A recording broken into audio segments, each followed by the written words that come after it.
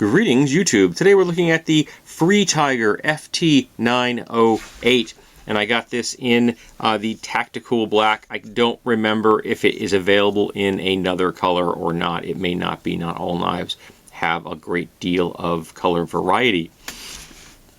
Now the first thing you're going to notice is that this is a knife of a lot of bold angles, and I liked that look. It was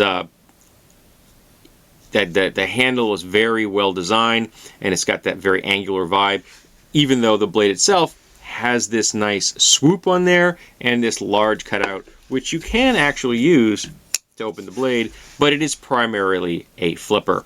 But if you like using a thumb stud as opposed to a flipper, because again, some people are made nervous if a knife opens up too quickly, so using your thumb on it, on that hole, will deploy the knife blade more slowly, could keep certain people from being nervous. This is a deep pocket carry clip, and it actually functions as a deep pocket carry clip. Those two screw heads are not big enough to really cause an issue on the pocket carry clip, and the clip itself is not overly tight, which is also nice. The scales on this are somewhat complex. You've got a lot going on here with the angles. And there's a little bit of, comes up to just every so slightly the lip there. You have this section here, which is machined differently. It's got ridges on it, so it offers a very secure grip. And when you're holding it, because you have all these little angles and this grip and stuff, it's very secure whether you're doing right hand or left hand deployment. And speaking of deployment, oops, so sorry, I'm not left-handed. There we go. There we go. Not left-handed, but on the right hand. Sorry. There we go. Moving my arm on the table makes that a very difficult thing to do.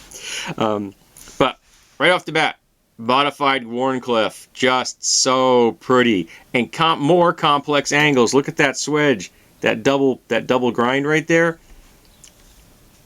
Even from side to side, I was really impressed by that. And again, it is very visually appealing. You have a flat here, then we have a flat grind to a secondary bevel, and it came out of the box with an excellent edge. I was very impressed with that. I mean, it's not a true Wharncliffe, which I really do love, but it's a modified, and it's still very attractive. And the swoop here really matches the belly of that quite well. I like the visual. It's a very slight difference. It comes a little bit narrow here than here, and I like the way that works. And you have this rather somewhat aggressive grind here. I liked that as well.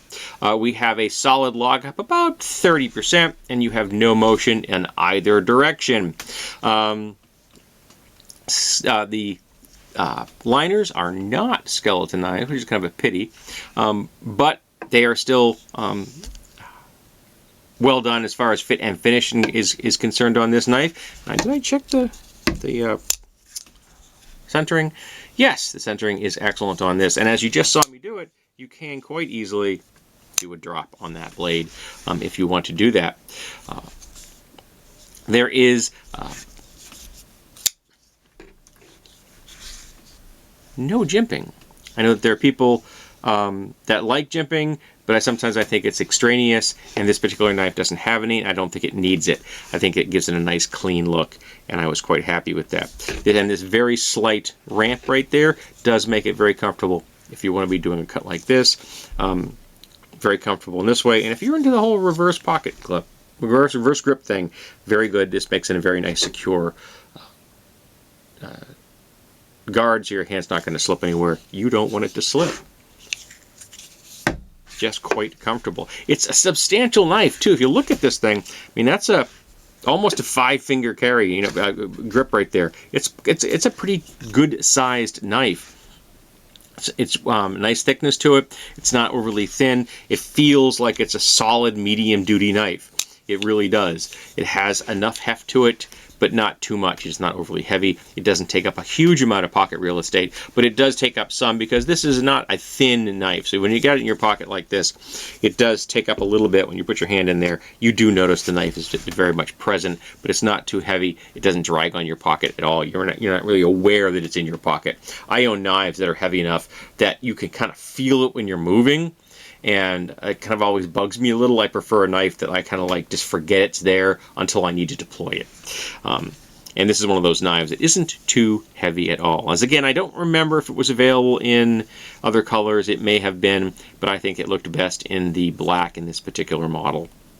I was quite impressed by this knife. I bought a number of Free Tiger knives very close to each other because I bought one, really liked it. Then I thought I want to try a bunch of different models to see how their designs differ, see if their overall quality was across the board. This knife definitely supported my belief that the Free Tiger knives are putting out a quality quality item. Now, there's one minor issue here, and it's a real nitpick. But I'm going to tell you. This section right here on the spacer, which is a metal spacer, okay, you get the semi-open construction, is well polished right there. That polish right there is the same as the polish in all the rest of the liner. However, the section here is not polished to the same degree. It's not rough, it's not at all, but it's like it never received that final polish. So the liners look much shinier than the spacer does, even though the tip of that spacer is the same as the liners. So that to me means it's a slight quality issue. It's not a huge thing. It has zero effect on the way the knife works. It is purely a visual nitpick. But it may bother some people. I would not consider this something that you return a knife on, and I'm not returning a knife because of something like that simple. But I did notice it when I was playing with it, and I'm like, hey, that metal color is not quite the same, even though the tip is. So it's just like somebody forgot to do that final polish on that, and that happens. Again, I work in manufacturing. I know how those kind of things do occur. But yeah, we got Free Tiger on that side. We got the FT908, and it says D2 because this is a D2 blade. D2 has become the ubiquitous low-budget steel, but it is better than any of the the 420 or 440 stainless steels out there. So I definitely do appreciate seeing D2 become far more common in budget knives, and the Free Tiger line is definitely in the budget category. I think all the ones I picked up are all in like the $20 to $30 range. So they're all very reasonable. So if you're looking for something and you like the lines on this, you're not going to be, breaking the bank on picking one up. So yeah, very happy with it. The quality is solid, except for that very minor visual, this section was not polished to the same level of finish as the rest of the knife.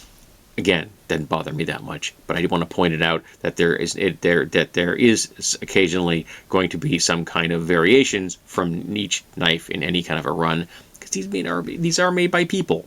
Alrighty, so I hope that you've enjoyed this. I like this knife. I think it's a good quality blade, and I'm glad that it is in my collection.